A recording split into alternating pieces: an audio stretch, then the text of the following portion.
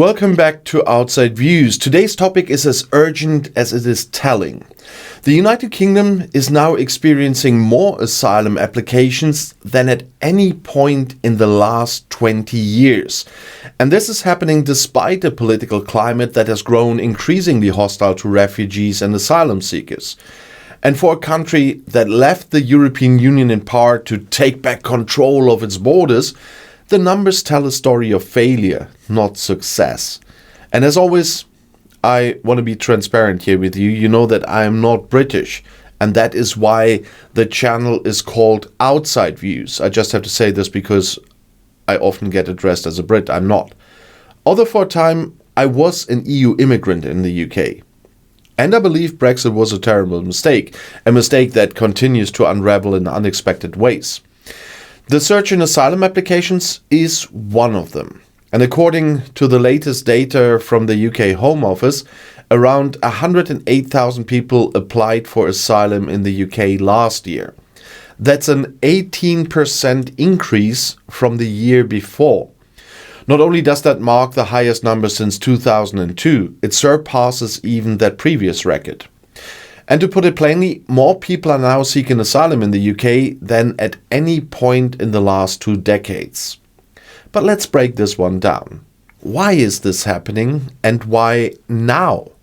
Because if the Brexit promise was about control, about sovereignty, about reducing migration, then clearly something has gone wrong. The rise in asylum claims is partly due to global conditions, of course. Armed conflicts, persecution, poverty, climate change, but the dramatic spike in dangerous channel crossings is directly tied to UK policy decisions. Last year alone, around 45,000 people were recorded entering the UK without valid entry documents. 84% of them arrived in small boats across the English Channel. And let's be clear, this number is likely an undercount. Many make it across undetected. What makes this route so tragic is how dangerous it is. At least 72 people died trying to cross the channel last year, and that's more than in any previous year.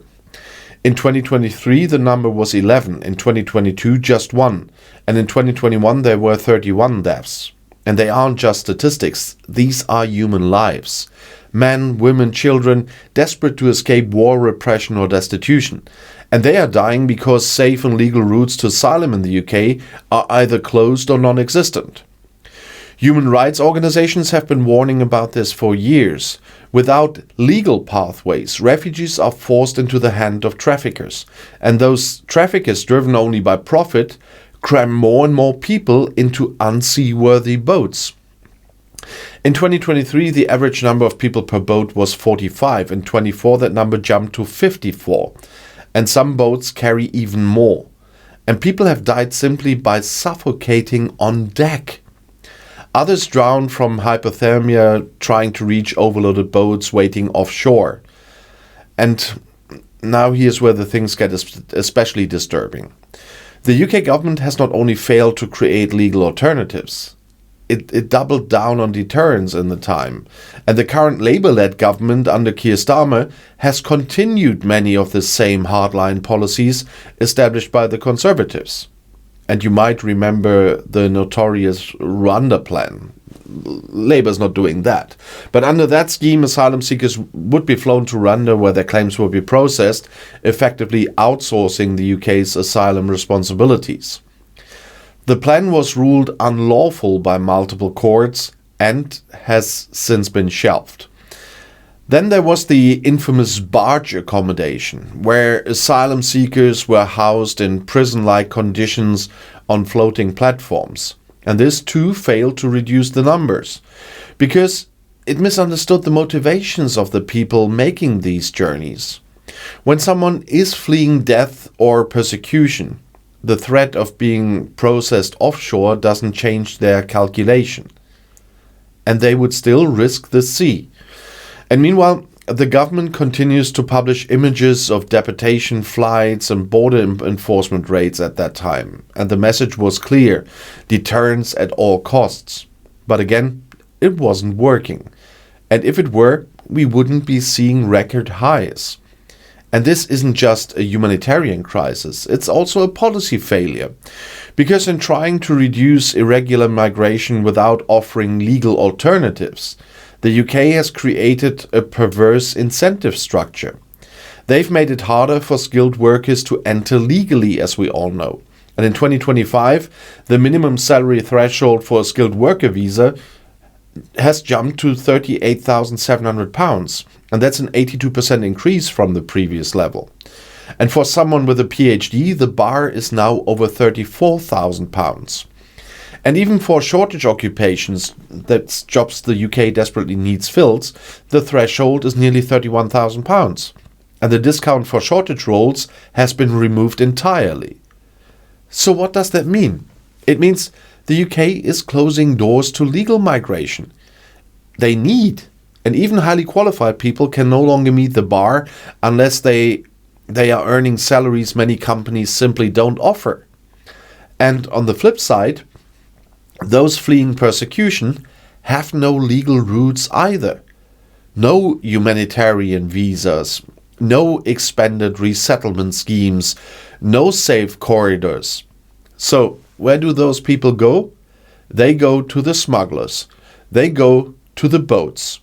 They go to the channel. And still, the governments, and even the current one, pretend it's baffled by the numbers. But anyone paying attention knows what's going on.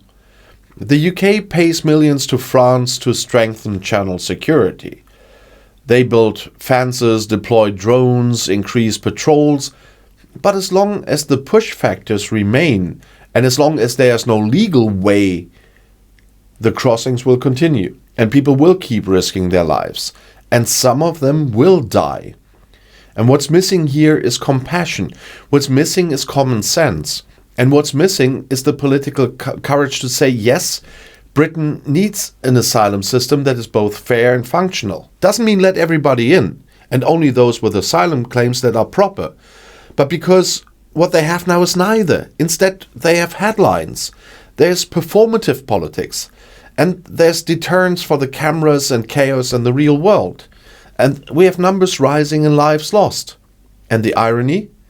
The very people who promised tighter borders after Brexit are watching the system fall apart under their watch, and now under a new watch. But they took Britain out of the EU to gain control. But the result is fewer controls, more chaos and higher costs, both financial and human. And Brexit was supposed to be about taking charge. Instead, it has created a system where the UK can no longer return asylum seekers to other EU countries.